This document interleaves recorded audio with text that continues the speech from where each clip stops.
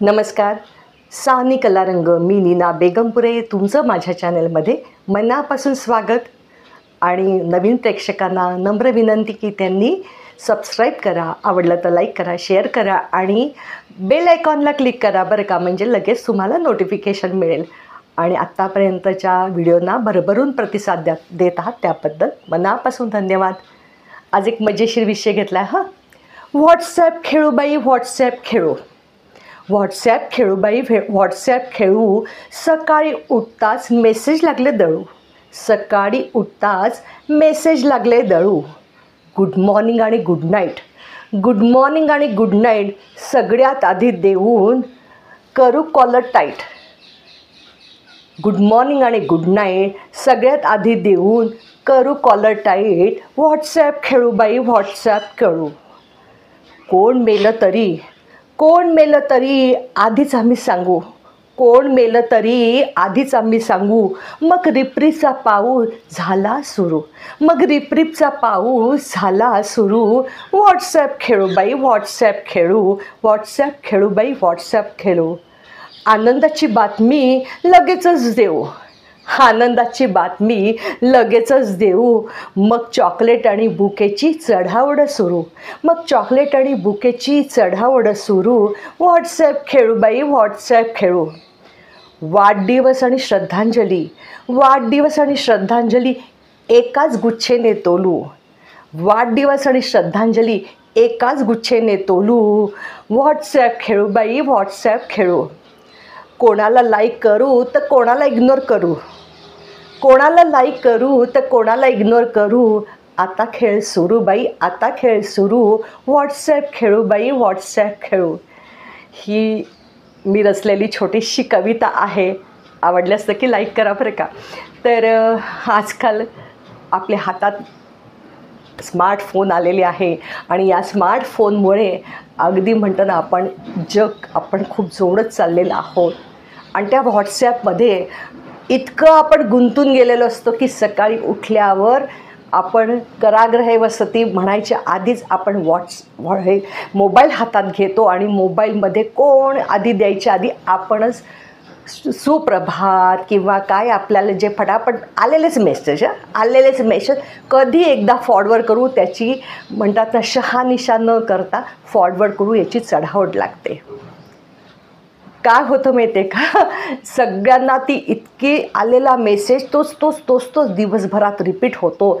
बघतसुद्धा नाहीत की आधी कोणीतरी तो पाठवलेला आहे, कारण मला सगळ्यात घाई आहे. दिवसभर ती व्हॉट्सॲपची टिंग बेल वाजली तर आपण कसं लहान मुलाचं लंगोट लहान असताना ओलं झालं का बघतो, तसं आपण आजकाल मोबाईल चेक करतो. अगो बाई, हिने माझ्या मेसेजला लाईक केलं वाटतं, हिने माझ्या मेसेजला इग्नोर केलं वाटतं. काय ती कधीच माझ्या मेसेजला लाईक करत नाही. अगो बाई, वाढदिवसालासुद्धा हिने मला साधं विश केलं नाही. मी करते का बघा पुढच्या वेळेसला, मी पण करणार नाही. ही असा खेळ हा व्हॉट्सॲपचा सुरू होतो. आपण जग जोडायच्या नादामध्ये आणि आज आपण खूप व्हॉट्सॲपचे ग्रुप आपल्या मोबाईलमध्ये असतात की आपल्या माहेरचा ग्रुप, सासरचा ग्रुप, मैत्रिणींचा ग्रुप, बालपणीचा ग्रुप, असे हे ग्रुप असतात. एकाने कोणीतरी सकाळी नुसतं टाकलं की वाढदिवस आहे, लगेच वाढदिवसांचे मेसेज सुरू होतात आणि 50 मेसेज येऊन पडल्यावर लक्षात येतं की ही आपल्या ग्रुपमध्येच नाही, चुकून इथे हा मेसेज जिने टाकला होता हा चुकून टाकला. इतकी हे आपण शहानिशा करत नाही. आणि खूप कुठले तरी दूरदूरचे नातेवाईक असतात ज्यांचा आपला कधीच संबंधही आला असं अमक्याचं टमकं आणि आपण त्यांच्या पोस्टला किंवा त्यांच्या वाढदिवसाला आपण शुभेच्छा द्यायच्या, त्यांनी नाही दिल्या तर फुरगुटून बसायचं. हा असा खेळ सुरू होतो. परत एकदा मध्ये 2-3 मान्यवरांचे मृत्यू झाले नव्हते तरीसुद्धा लगेच बातमी देऊन मोकळे की यांचं अकाली मृत्यून त्यांच्याबरोबरचं जी बातमी असते ती गुगलवरनं सर्च करून लगेच कॉपी पेस्ट करून मोकळे. अरे थोडंसं तरी शहानिशा करा, थोडी तरी शहानिशा करा. कोणाच्या मृत्यूची बातमी देताना एवढी घाई कशाला हो. आपण पण माणूस आहोत. काय संवेदना आपल्या बोथट होत चालल्या का? एक नुसतं रीप देऊन टाकतो. रीप शब्दसुद्धा RIP लिहिलं म्हणजे झालं का हो? इतक्या आपल्या भावना आता बोथट झाल्या आहेत का? आणि रीप झालं की लगेच आनंदाची बातमी, म्हणजे त्याच ग्रुपवर बरं का, तेवढासुद्धा एक दिवसाचा किंवा कोणाच्या नातेवाईक गेलेले असेल आणि टाकलं असेल की आज माझ्या आईचं निधन झालं आहे, तेवढ्यापुरतं रीप लिहून मोकळे होतात आणि लगेचच दुसऱ्या क्षणी आनंदाची बातमी लगेच खालती देतात. इतक्या संवेदना बोथट झाल्या का? अहो, एक दिवस नाही आनंदाची बातमी दिली तर काही बिघडतं का? दुसऱ्या दिवशी द्या ना. कुठेही आपली बातमी काही कुठे पळून जात नाही. दुसऱ्या दिवशी द्या. इतक्या संवेदना बोथट होत चालल्या का आपल्या? आपणच हे आपलं तपासून बघितलं पाहिजे. मैत्रिणींचा ग्रुप असतो. आज बरेच वर्ष एकमेकांपासून लांब असतो, कॉन्टॅक्ट नसतो आणि फक्त केवळ व्हॉट्सॲपमुळे आपण जवळ याला बघतो. पण मध्ये एवढी गॅप झालेली असते, तेव्हा एकमेकींचं शिक्षण काय, लग्न कुठे झालं, मुलं काय, काही माहीत नसतं. आलेल्या फॉरवर्डला एकतर असं करायचं, नाहीतर असं करायचे, असे इमोजीस टाकायचे. सणांच्या वेळेस कुठली तरी रांगोळी, एकमेकांची रांगोळी चोरायची आणि मी काढली म्हणून टाकायची. अहो, कशासाठी प्रदर्शन? नको ना. आहे तसेच राहा असेच जास्त गोड वाटतात. हे आभासी जग आहे. हे व्हॉट्सॲप म्हणजे आभासी जग आहे. तेव्हा थोडंसं सावध आणि सारासार विवेकबुद्धी जागी ठेवून तुम्ही तुमचे मेसेज आहे ते फॉरवर्ड करा.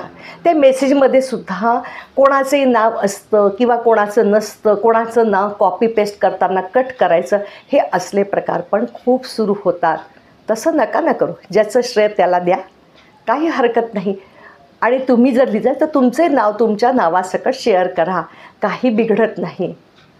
आणि एकतर सगळ्यात मोठा हे असतो की एखादा मैत्रिणींचा ग्रुप आहे, एखाद्या पोस्टला भरपूर लाईक्स देतात आणि एखादीच्या पोस्टला इग्नोर करतात.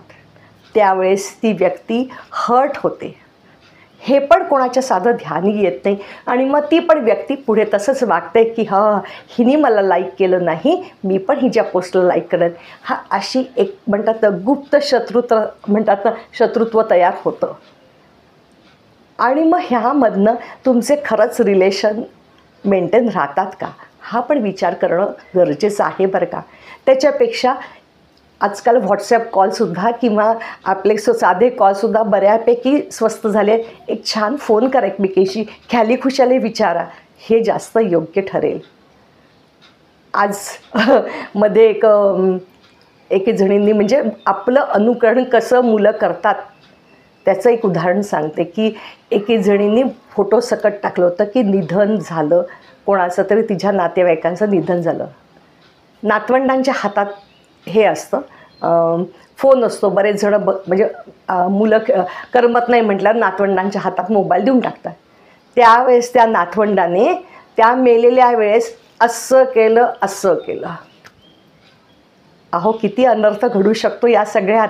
तेव्हा व्हॉट्सॲप वापरताना खूप सजगतेने वापरा आणि व्हॉट्सॲपचा खेळ सुरू ठेवायचा असेल तर नक्कीच तुमचं तारतम्य बाळगा. तुम्हाला खूप खूप शुभेच्छा मनापासून देते व्हॉट्सॲपच्या नाही. आणि मनापासून खूप शुभेच्छा. व्हिडिओ आवडल्यास नक्की लाईक करा, शेअर करा, सबस्क्राईब करा. मनापासून धन्यवाद, अगदी मनापासून धन्यवाद.